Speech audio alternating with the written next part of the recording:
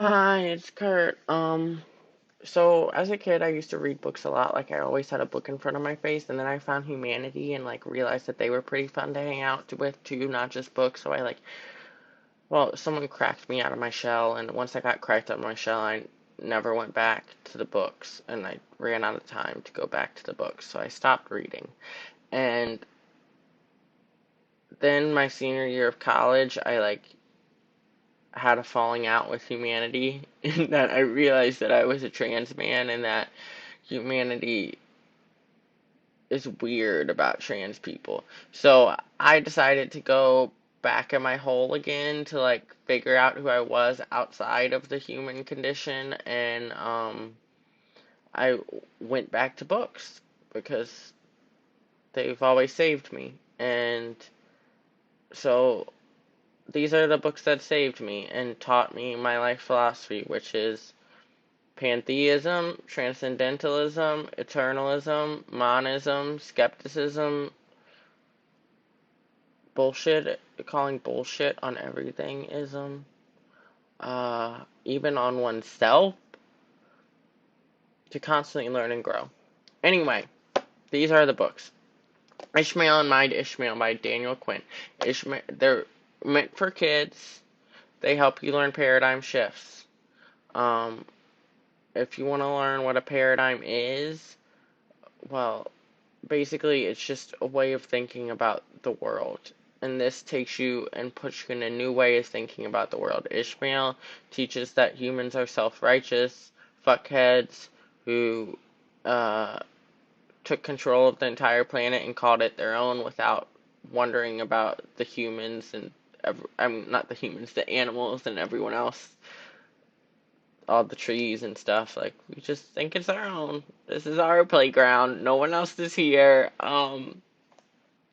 Anyway, my Ishmael is about how humanity oppresses humanity, uh, which is a recursive oddity. Uh, and it all started with the agricultural revolution, according to Daniel Quinn, and we've been rolling our rock ever since. Speaking of rolling our rock, Mythos Sisyphus, Albert Camus. I hate Albert Camus. I don't understand being an absurdist or a nihilist, but it's an interesting read. And it made me come up with rolling our rock to retirement, which is what we're all doing until we die. We got to work for the man, doing nothing but rolling our rock so that we can survive.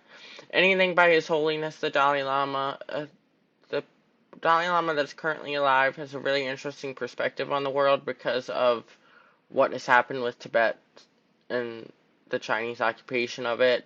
Yet he's still very compassionate and kind and funny and just a good man. So he's fun to read. The Fire Next Time by James Baldwin. It's two letters by James Baldwin, and I'm sure his novels are great too. I have a problem reading novels, so I don't read lots of them. Um, but he talks about how black people were basically lied to and told that they were sinners and made to believe that they could never escape their condition that the white people have put them in, and that that's just the system, that's the game, and that's the system, and that his nephew should escape that in whatever ways that he can, and always feel like he's meant to be successful because that's what he deserves, among other things. But it's a really great read.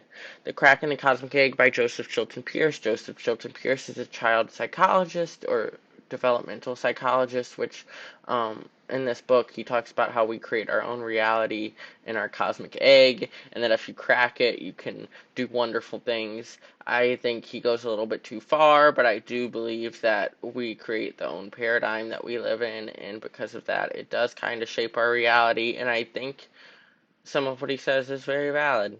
Um, Worth to read. Civil Disobedience by Henry David Thoreau. He states that the government is necessarily derivative of the people because it derives its power from the people, and that until the government realizes that, it is not a fair or true government, and in a sinister government, the wise man and the good man belongs in prison. Which is an interesting twist with the fact that prison was only made for black people, and Henry David Thoreau proves that by not paying taxes, being sent to prison for a day, and then they kick him out, and he was pretty pissed off about it. But the whole rigmarole. How to Change Your Mind by Michael Pollan, a very informative book. Douglas Hofstadter, he wrote Gödel, Escherbach, and I Am a Strange Loop. I haven't finished either of the books, but what he has to say, his idea that the ego is a creation of a recursive process that occurs in the mind, is a wonderful idea. And that we're just stuck in like this recursive loop. He writes way too much. I just said it in like two sentences. His book is like this thick. He doesn't need that much. Shakespeare. Anything by Shakespeare. But particularly I like Hamlet, Taming of the Shrew, and his sonnets. I like that he created his own language. I think that anyone who creates their own language is particularly special because language is meant to oppress people and keep them confined to certain boxed realities. If you create your own language, you can live within new realities because you're able to describe different concepts that were unavailable to you and a subset of the language that you're using. Gatsby The Great Gatsby by F. Scott Fitzgerald. I love F. Scott Fitzgerald. I had to read these in high school, which is why I read them, because I'm not the biggest fan of novels. Fitzgerald's symbolism and what he does in Gatsby is amazing. I almost died. How to Be a God by the Strugatsky brothers. They use science fiction in order to try to go around censorship in the Soviet Union, and it is wonderful. Great read. How to Change Your Mind by Baruch Spinoza. I don't think I say his first name right, but I'm close enough. Spinoza says that if you understand how the universe in your mind works, you can triumph over the human condition. And that's how you improve your mind deterministically, by reading this book. Hunter S. Thompson, Screwjack. I just read this tonight, actually. That's why I added it to the list. It's not super fulfilling, but it's a good book. I mean, I like Hunter S. Thompson. The World as I See It. I do not like this edition. It takes out relativity, but it's Einstein's philosophy. It took out relativity, it said in the introduction, because it was afraid that I say it because I don't even know who the fucking person who put together this edition is. But it said that relativity might not be comprehensible by the common man, so why put it in a philosophical book? But to my, I believe that Einstein said multiple times that you do not understand something unless you can explain it to a 6-year-old, so I would think that his philosophy about relativity would be understandable. I have not read it, because I only have this shitty edition. But I'm sure I could find it online. Maybe one day. The History of Sexuality by Foucault. It teaches that we are sexually repressed because the capitalist system wants us to roll our rock, and it teaches that we won't be sexually active unless we're successful in the capitalist system. And humans need sex. I don't know why you can't just get off, but it would be nice to have sex. Welcome to the Monkey House by Kurt Vonnegut. A wonderful read. It's short stories by Kurt Vonnegut. My favorite short story by Kurt Vonnegut is Tomorrow, Tomorrow, Tomorrow. It makes fun of the fact that you can only get power when the old ones die because of Zeno's paradox, and that everyone wants to live longer to see what happens next, even if they're wildly unhappy. Cosmic Understanding by Milton K. Munitz. Talks about the boundless, which is to me, ego, death, and then some, like everything that's yet to be created, and how if you like live in the boundless, you become wonderful. Um, so this is a pretty thick book, and I would say just if you like philosophy, read it. But you can get everything that this book says in the other books, but it's a very interesting and unique look at it. Uh, Changing the World. I got this on Amazon. I think I got Milton K. Munitz on Amazon too. I try not to buy from Amazon. Buy from your local bookstore. Uh, this book says basically there's two types of geniuses, prodigal and creative, and prodigal geniuses subsist within a field and add to that field. Um, exist.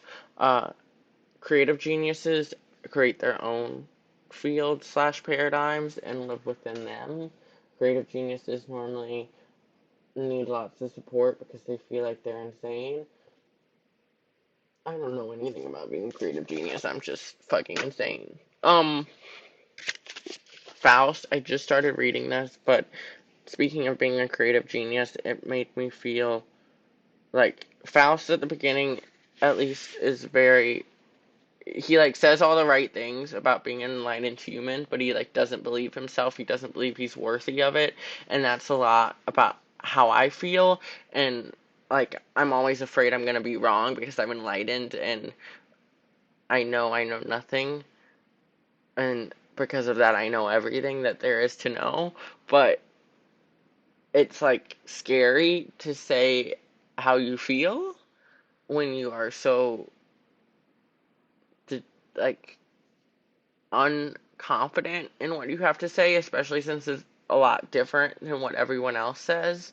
Um, but I don't know. It's made me happy to read Faust, which is why I put it on here, because Faust has given me confidence, kind of. Just at the beginning, I haven't even finished it. But I heard it's a tragedy, so maybe I shouldn't finish it. I don't know. But right now, it's made me confident. Selected poems by Langston Hughes. Langston Hughes. I didn't say that right, but I said it right the second time. He is very smart. I love his poetry. I'm gonna. I just like his poetry. Okay, these are the last three books. They're very similar. They say the exact same thing, actually. Most of these books actually say the exact same thing by different people in different ways. Uh, The Gateless Gate by Mooman, a Rumi collection. Any Rumi collection will do. I like that it's called the Rumi collection, the definitive Rumi collection created by some random white person.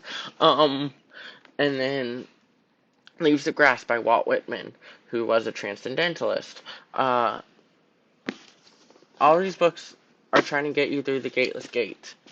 The Gateless Gate, if you get through it, is enlightenment. For those of you that are enlightened, please put a comment in the comments below that says, Kurdt, I am enlightened.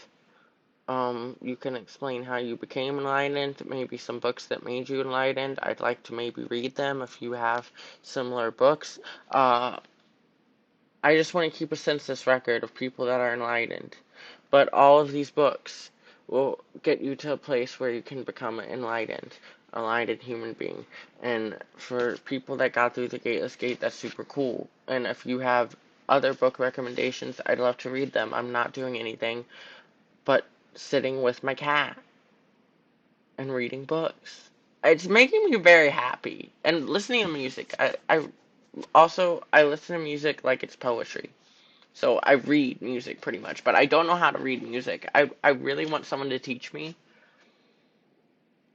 or for me to teach myself, but I know nothing about music and I'm kind of tone deaf, but I listen to it more than people sleep, according to Spotify's statistics.